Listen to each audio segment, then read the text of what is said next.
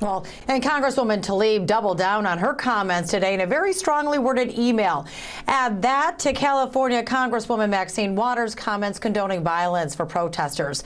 Chief Craig says their words are reckless.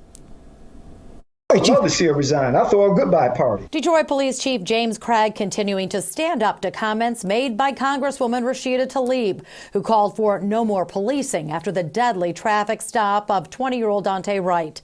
California Congresswoman Maxine Waters also facing backlash for telling protesters to get more confrontational if Derek Chauvin isn't convicted of murdering George Floyd.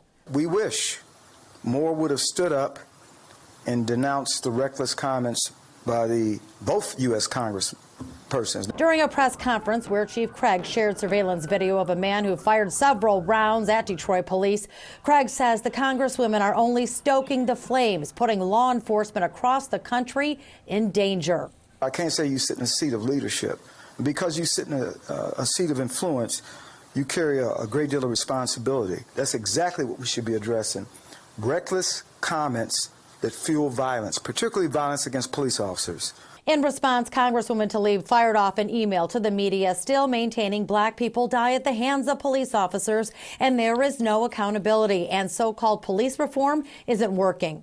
Her statement goes on to read in part, quote, "That's why instead of investing in an increasingly militarized police force, we should be investing more resources into our community to tackle poverty, education, inequities, and to increase job opportunities.